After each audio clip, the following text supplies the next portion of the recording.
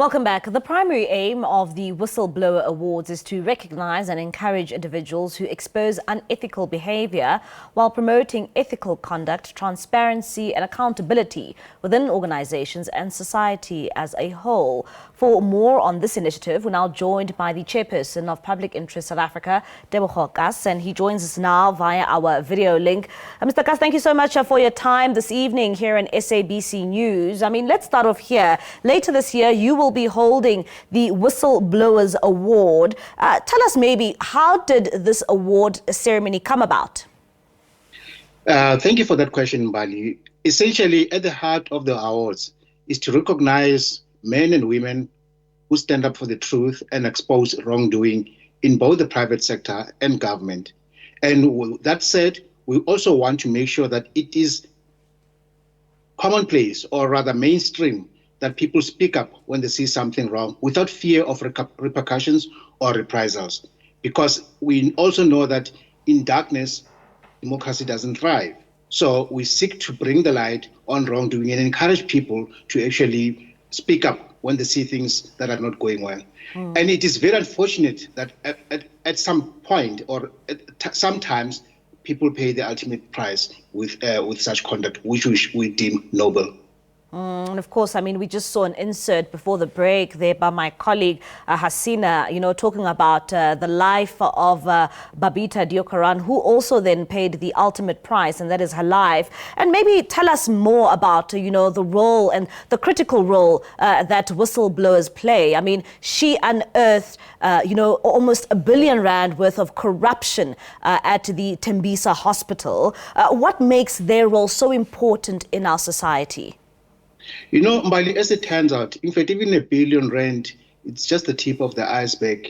The amount of money that has been purified from the state, particularly the health department in these states, Gauteng, runs into billions, not just R1 billion worth of corruption. And to the extent that this is the case, corruption is not a victimless crime. For the money that is being squandered, people go without medication. People queue for endless days just to get served at these public hospitals. And yet money gets to be diverted and being squandered by individuals who are not deserving of a cent that they take from the system. And for as long as this persists, our health outcomes, public health outcomes, will never improve. And we would like to see a lot of people such as Babita, who, by the way, was just doing her job being that of oversight, and then being able to report that something fishy or that doesn't add up is happening to her boss. And what happens, as it turns out, her boss allegedly was also in cahoots with those who are stealing money from the hospital or from the department itself. So it is essential that we make sure that people pay for their sins. In this instance, those who are responsible or who are implicated in such wrongdoings actually get to account for their conduct and make sure that they pay a price to society. Because behind those, we've got our old grandmothers, grandfathers, and ordinary poor people who suffer because the resources that are supposed to be directed or made available to them in the public health sector are not there. And yet you've got individuals who buy property, who buy flashy cars and run around without any care. And this, we hope that the department will actually take it and make sure that they run with speed, to make sure that the kingpins, not just those who pull the trigger, the kingpins themselves get to be arrested. Because as I heard in your insight, the NPA had a plea bargain with those who pleaded guilty. But did they spill the beans? Did they point out who the mastermind is? So far, we believe the answer is no. And it cannot be that you have a plea deal and yet you don't know who the masterminds are. It shouldn't be. And maybe different tactics have to be undertaken. Another point I want to raise on this 3-year anniversary of Babita's death is, look at what happened in Bombela ahead of the 2010 FIFA World Cup. We had the speaker of the municipality, Jimmy Mutlala, being murdered for speaking up. That is more than 15 years ago, on 20th January. And yet his killers are still roaming the streets. His killers are still occupying posh positions or driving around with the proceeds of crime. And the families are still asking and waiting for answers. We've been engaged with the MPA to ask what is the progress with regards to Jimmy Mohlala's matter. All we've heard is that the matter will be re-enrolled at some point. That was more than 6 months ago. We are getting disappointed. We are being let down by our government, by our prosecution authorities, who seem not to give a care.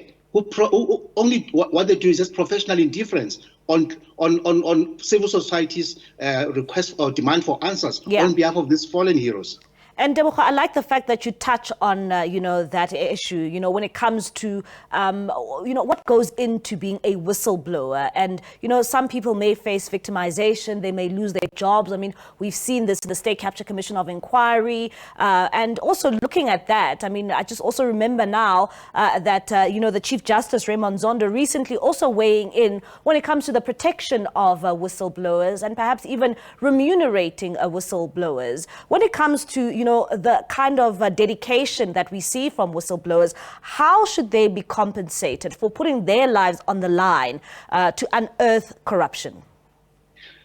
I'm glad for that question, Bali, because as far back as 2023 in February, we approached with our first approach to the Department of Justice, seeking to change the whistleblower ecosystem to make sure that there's consideration for the risk that whistleblowers take, the risk I'm taking to personal livelihoods and personal lives, and making sure that the hardships that they actually endure for doing good by us actually gets to be alleviated. This by way of monetary compensation and other compensation. We've got organizations like Whistleblower House, for example, which just started, I think, last year or thereabout, who are doing a fantastic job trying to help whistleblowers mitigate the hardships that they're facing. But civil society can only do so much.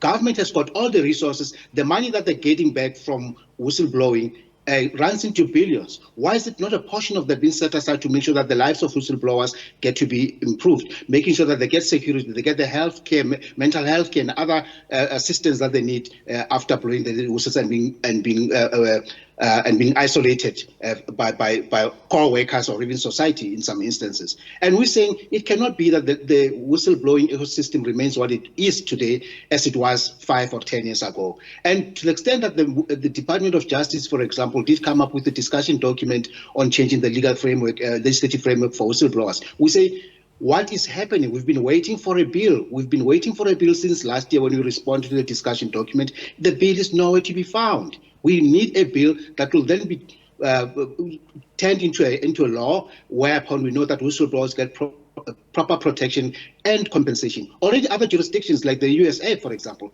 they're already compensating whistleblowers. In other words, you know that to the extent that I might lose my job, I might lose the means to eke out a living for my family, at least there will be some compensation once this matter has been settled. And in most instances, there are recoveries running into billions, as we've seen in ESCOM, Transnet, and many other places. All right, Mr. Khaas, thank you so much for your time this evening. That is Tebogo Khaas. He is from the Public Interest South Africa.